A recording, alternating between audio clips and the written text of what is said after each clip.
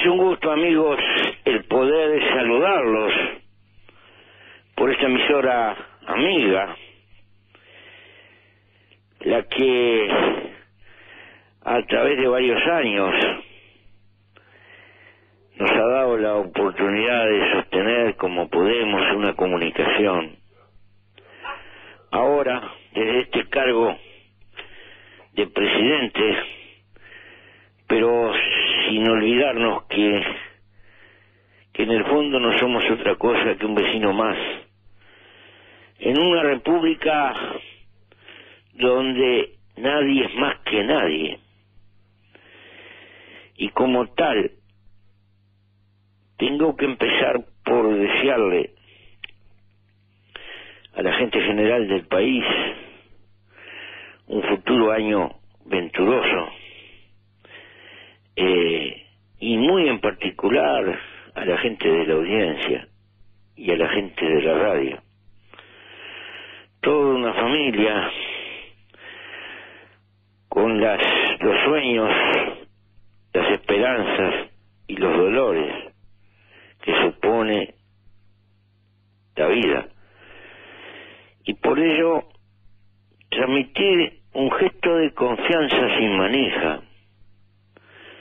Nos quedan muchas cosas pendientes, nos queda mucha injusticia por remendar, nos queda demasiada gente al costado del camino.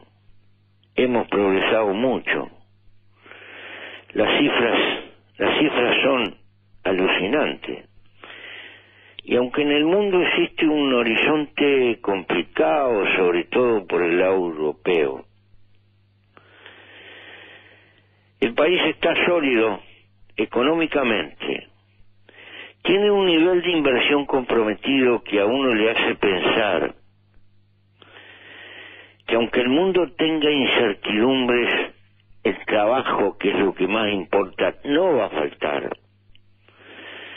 Seguiremos andando, no tenemos ningún compromiso angustiante como aquellos que teníamos en el 2003, 2002, y hay de las cosas que no se difunden pero que dan para pensar. He tenido en este fin de año una grata sorpresa, un chequeo hecho al 40% de las tarjetas que usa la gente, que a uno le podían hacer pensar que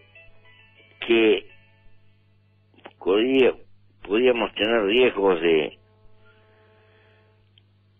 en definitiva de estar muy endeudados. La cosa no es así. Fíjese qué sorpresa. En términos promedio, los uruguayos no deben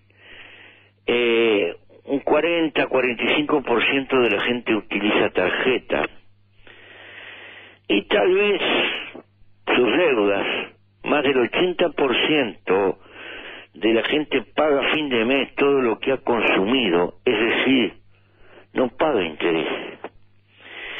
Más del 94% de ese endeudamiento es en moneda uruguaya. La gente aprendió el vocablo de la prudencia, en términos genéricos.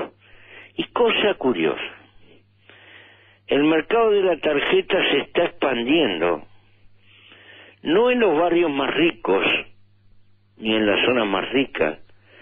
Al parecer allí llegó a su techo, sino que los departamentos donde más se empezó a expandir son departamentos pobres como Artigas 33 y Cerro Largo, que están al frente en la tasa de expansión. Y en los barrios montevideanos son precisamente los barrios más pobres en los que está creciendo a un ritmo de un 10, un 12% de incremento anual el uso de tarjeta, pero que más que tarjetas de crédito son apenas de débito. Y esto habla de bastante madurez promedio en la sociedad uruguaya. Teníamos mucho, sinceramente, y nos hemos llevado una sorpresa con este análisis, que nos indica que los mecanismos de crédito la gente no los utiliza a la marchanta, que prefiere prácticamente vivir casi al contado, y que, en definitiva, el margen de deuda difícilmente cobrable es bajísimo. Y desde ese punto de vista, diríamos, la conducta global de la población uruguaya seguramente tendrá excepciones, pero la conducta global de la sociedad uruguaya indica madurez,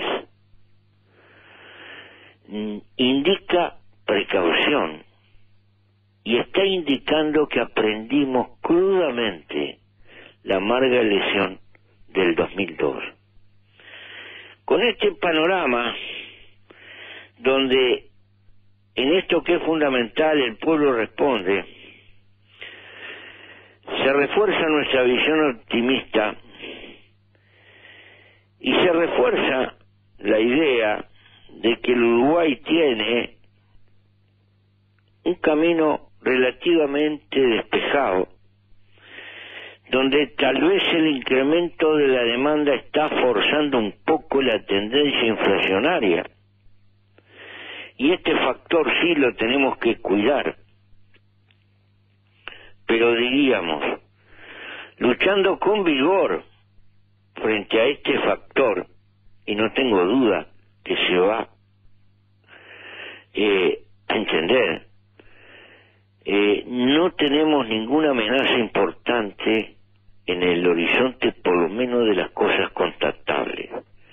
Claro, nadie tiene la bola de cristal de decir va a haber una sequía fenomenal o puede pasar una catástrofe. No, brujos no somos y no podemos saber. Pero con esa prudencia,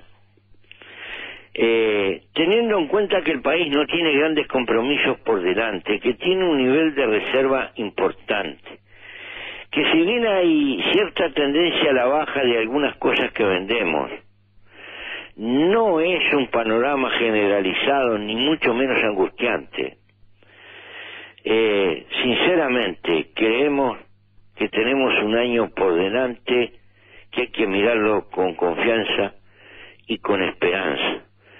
Y así lo indican un conjunto de inversiones que están anunciadas, algunas de ellas muy importantes, equivalente a 1 o 2 puntos de PBI. Por ello le quiero transmitir a la gente de esta audiencia una visión positiva pero sin manija, con prudencia y con compromiso. Ahora bien, vamos a gastar buena parte de las horas disponibles de este enero en el trabajo intelectual que nos permita bucear en este tema, en el tema de la enseñanza. Porque un país no es lo mismo un país productor que un país productivo, como dice un amigo. Un país productor es un país que vende al exterior lo que sale del esfuerzo casi natural de su población en juego con los recursos naturales.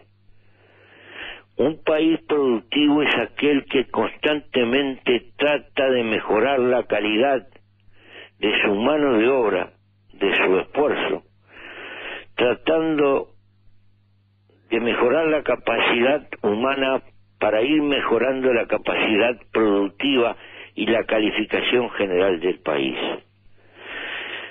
¿Tiene de común un país productivo con un país productor? El campo del trabajo. Pero a partir de ahí, la diferencia de un país productivo como modelo es un país que insiste permanentemente permanentemente en acumular conocimiento técnico, formación en toda su población y muy particularmente en lo que va a ser su fuerza de trabajo mañana. Este asunto es gravitante para este país y estamos, si bien estamos con una preocupación general con la enseñanza, el gobierno toma como una señal fuertísima, una indicación tácita que nos está dando esas colas de gente que se está la noche entera esperando para poder inscribir un hijo en los cursos, en las plazas que tiene UTU. Es como si una parte importantísima del pueblo nos dijera: dennos elementos de formación técnica para trabajar ahora. Requerimos esta respuesta para nuestros hijos. Y ese mandato sordo, tácito, que está en la calle, debe transformarse en orientación de gobierno, en nuestra opinión.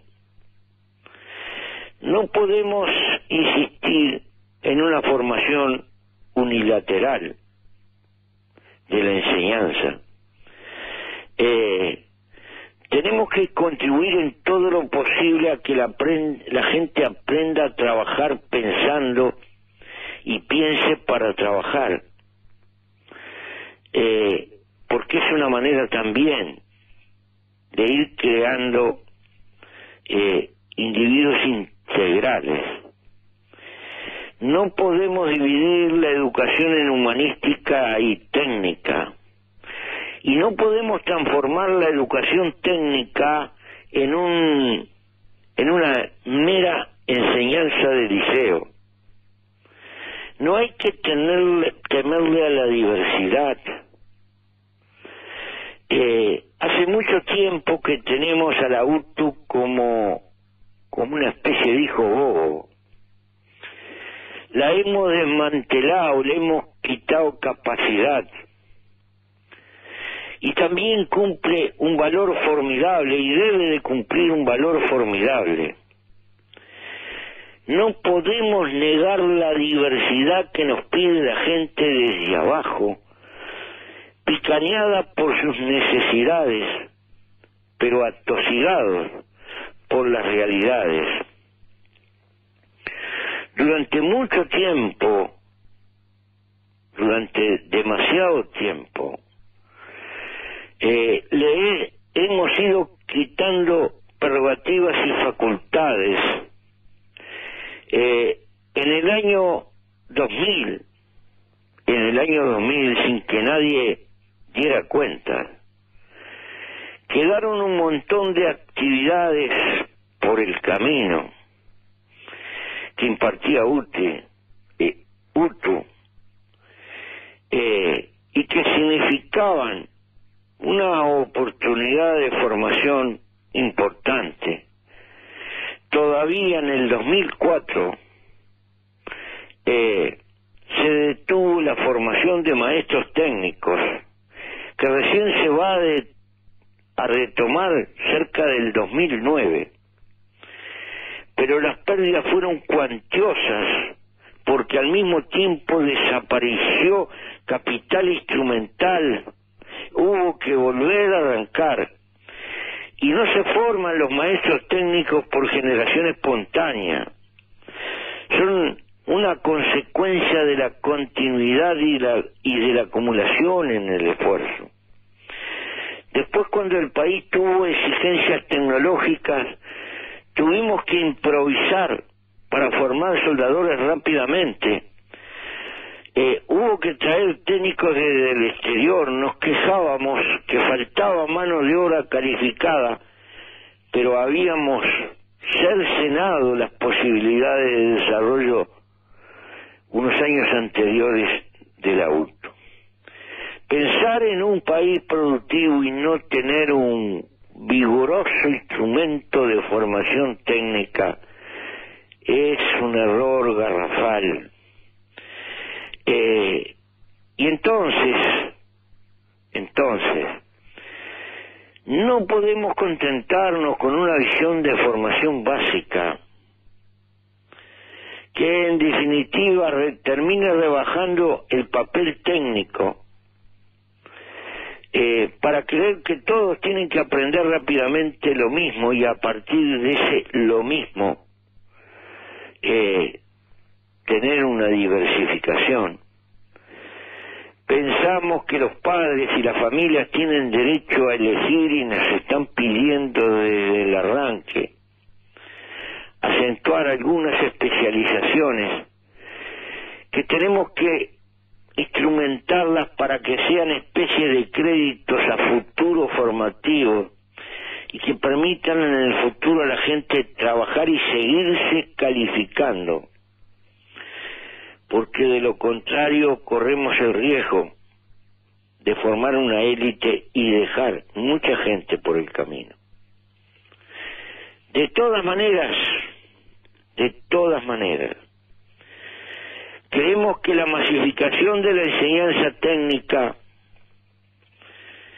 es una necesidad del país productivo y que la masificación de enseñanza secundaria no debería de omnibularnos en el sentido de que debe de estar acompañada con una masificación del conocimiento técnico en el grueso de nuestra población. Todo esto que no puedo resumir en un espacio de una audición, pero que es la preocupación con la que cerramos el año, y con la idea de que en marzo podamos poner proa a una institución de carácter técnico que, arrancando de lo más elemental, enseñando a soldar, enseñando electricidad, enseñando a rebobinar, enseñando en la industria de la construcción elemental, etcétera, etcétera, vaya subiendo los escalones para llegar a tecnicaturas calificadas, porque el progreso tecnológico en materia de tecnología no solo requiere destrezas y manualidades, sino que empieza a exigir algunos escalones más arriba una verdadera formación terciaria también de carácter técnico que haga posible el avance del mundo moderno. Cuando uno se sube en una tiradora moderna se da cuenta que no es un problema de más caballaje, sino que es un ser de otra especie, y que el eventual chofer de esa máquina debe de tener ideas muy claras en materia de computación, de lo que es el lenguaje teclado, etcétera, porque estas nuevas herramientas requieren no solo destrezas, sino la existencia de un desarrollo intelectual muy por encima de lo que era un trabajador hasta hace pocos años. Nos parece que esta marcha es inevitable y que tenemos que adecuar una herramienta formativa que dé respuesta a estas necesidades de la gente. Y tenemos que entenderlo para lograrlo. Y tenemos que llevar una respuesta, sobre todo a nuestra gente joven y sobre todo al interior olvidado. Este es el esfuerzo central que el gobierno tiene por delante y sabe que no es simple, que va a significar muchos avatares, pero en definitiva somos conscientes que el futuro del país va a depender de la calidad promedio de su fuerza de trabajo, y todo lo demás serán factores que difícilmente podamos condicionar. Este no tiene sustitución y depende de las decisiones que podamos concretar y llevar adelante para crear la base elemental en materia de calidad de un país productivo, no solo de un país productor. Suerte, amigos, suerte. Y en este país un poco escéptico, con una mayoría de población entrada en años, que le cuesta mucho ser optimista,